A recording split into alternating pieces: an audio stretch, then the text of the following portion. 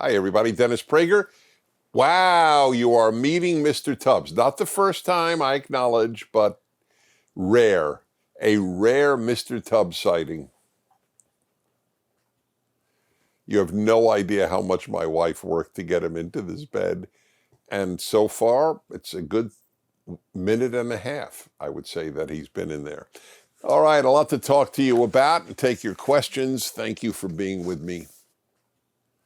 So last week I spoke about how few American students, and I suspect this is true almost universally, know about evil, know about how much evil took place in the 20th century. I mentioned that 45% couldn't even identify Auschwitz, the largest Nazi death camp, and probably 80% couldn't identify Gulag, where Stalin killed tens of millions of Soviet citizens, and so on.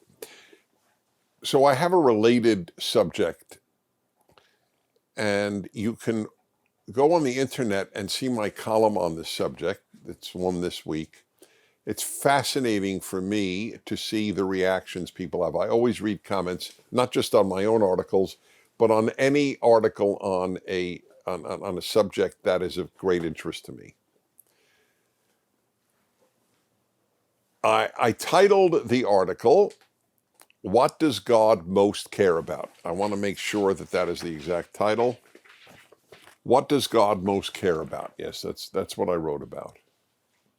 And I have an answer, and it's really important whether you are secular or religious. Not everybody agrees with me, that's fine, but I'd like to make the case that God most cares about good and evil. More than anything else, God cares about how his creatures treat each other. His creatures are us. And I give about 10 different arguments. I will give you a few of them now. It's clearly important because I don't think a lot of religious people have taught that God cares most about how you treat your fellow human being. A lot of people have taught that God cares most often about something else: theology, ritual, worship, a whole host of things. So let me give you argument number one.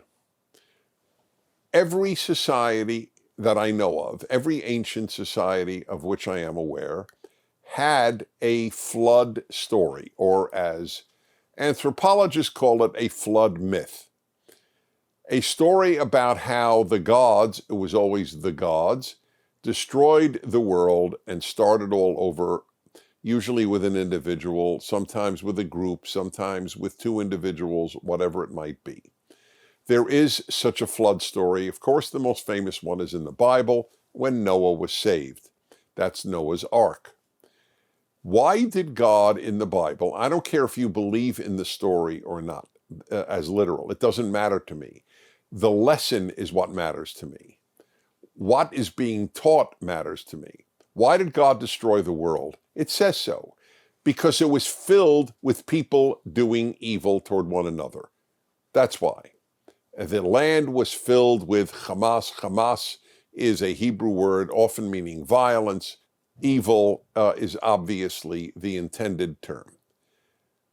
That's why God destroys the world, because it was filled with evil. By the way, that was unique.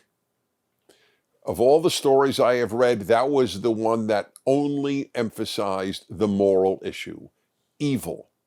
Here's an example. The most famous flood story from the same part of the world at the same time was in Mesopotamia. At the same time that the Bible was written, or at least Genesis was written, about 3,200 years ago, or whatever you date it, 3,000 years ago, it doesn't matter. At about that time, in Mesopotamia, there was a story called the Epic of Gilgamesh. And the gods destroyed the world then too. But you know why? You'll love this. You will truly love this.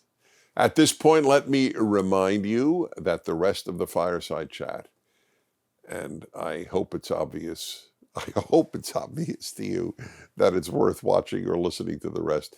It's at PragerU.com. And we do that because we don't trust that the big tech companies will just not pull the plug one day. So we'd like you to get used to watching the Fireside Chat and all PragerU content straight to PragerU. Also, there's a PragerU app, which makes it really easy. So see you there, and we continue.